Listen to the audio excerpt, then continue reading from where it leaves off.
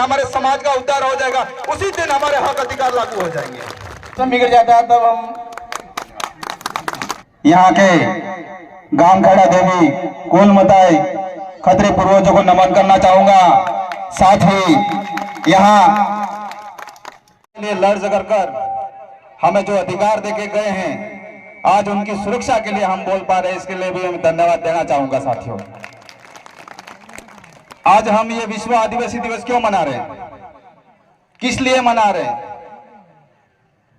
और यह अधिकार हमें किस तरह से मिला, ये हमें सोचने और समझने और जानने की जरूरत है। साथियों, आज ये विश्व आदिवासी दिवस केवल भारत में ही नहीं, पूरे विश्व में 193 देश मिलकर मना रहे हैं। साथियों, और ये उपलब्धि हमारे पुरखों ने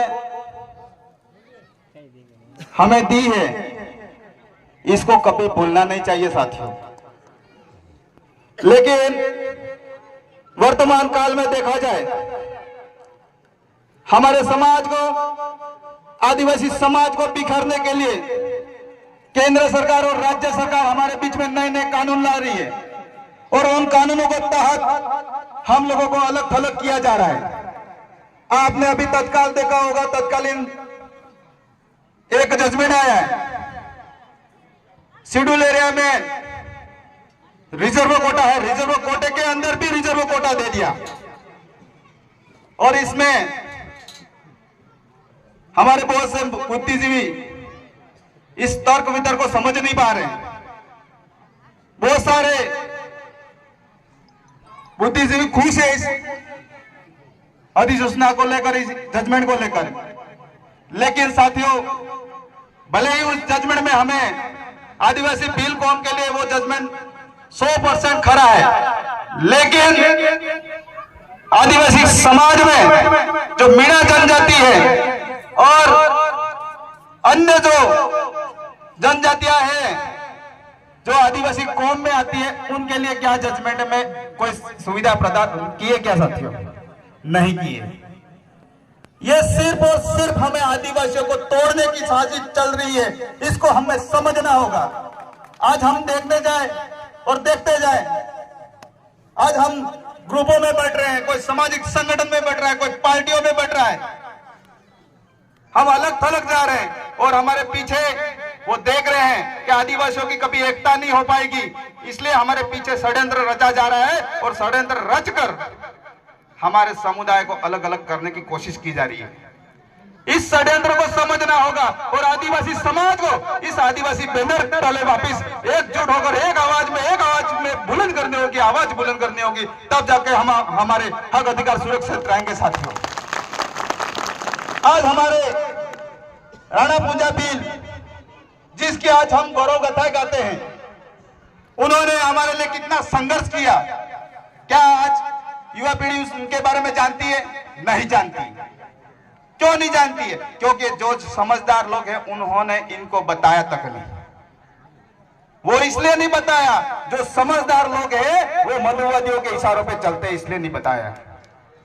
जिस दिन आप मनुवादी विचारधारा को छोड़कर आदिवासी परिवार की विचारधारा में आओगे, उसी दिन हमारे समाज का उद्धार हो जाएगा, उसी दिन हमारे हक अधिकार लागू हो जाएंगे। आज इस मौके पर एक बार और बता देना चाहूंगा, आज हमने देखा है पिछले कई सालों से हमारे जातीय जनगणना रुक दी गई है। हमारे धर्म का अलग से धर्म कोड था, वो उसकी आज जनगणना नहीं हो पा रही है। वो क्यों नहीं हो पा रही है, वो सोचना होगा। मेरे तमाम यहाँ बुद्धिजीवी वर्ग बैठा होगा, इनको चिंतन मनन करने की जरूरत है। मैं आपको बता दूं कि हमारा जो धर्म कोड था वो क्यों बंद कर दिया गया और किस लिए कर दिया गया। हमारा धर्म कोड 1871 से लेकर 1951 तक हमारी पृथक जनगणना होती थी और हमारा अलग से धर्म कोड था,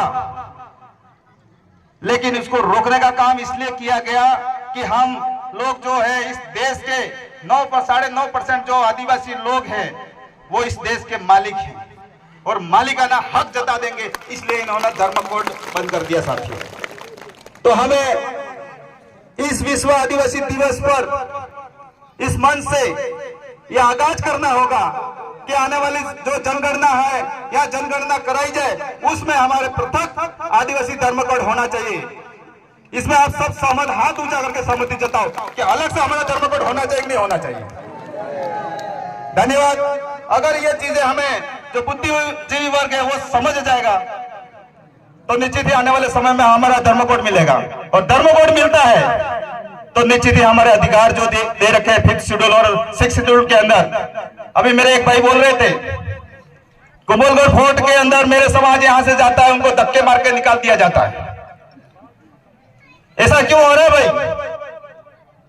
यहां शासन प्रशासन को संविधान का नॉलेज नहीं है क्या? ये शेड्यूल एरिया है, शेड्यूल एरिया के अंदर प्रावधान है 13(3) का 244(1) का, उसको अच्छे से पढ़ लीजिए और उसको पढ़ लोगे तो ऑटोमेटिक हमारे समाज को रोकने का काम नहीं करोगे आप लोग। और ये शिकायतें आए दिन आ रही है, लेकिन आप लोग घबराना मत। हम लोग केवल कुंभलगढ़ में ही नहीं लेकिन पूरे देश के आदिवासी एक होने वाले हैं। उस दिन तुम्हारा क्या होगा ये सोच समझ के लेना। अभी तो हम संविधान के दायरे में रह के आवाज उठा रहे हैं और संविधान की मूल प्रति के अनुसार हमारी आवाज बुलंद कर रहे हैं, लेकिन जिस दिन हम 5th शेड्यूल के अनुसार हमने आवाज उठाना चालू कर दिया उस दिन तुम्हारा क्या होगा ये बीच सुन लेना तुम लोग। और इस मौके पर मैं ज्यादा कुछ न कह के आप सभी को पुनः दिल की गहराइयों से लाख लाख जोहार अभिनंदन करना चाहूंगा। आपने जो हमें मौका दिया, आप सभी को धन्यवाद। जय जोहार, जय आदिवासी, जय भील प्रदेश। दादा के लिए जोरदार ताली हो जाए। बहुत ही बेहतर बात बताई दादा ने कि संघर्ष करने के लिए हमें एकजुट होकर संघर्ष करना होगा साथियों।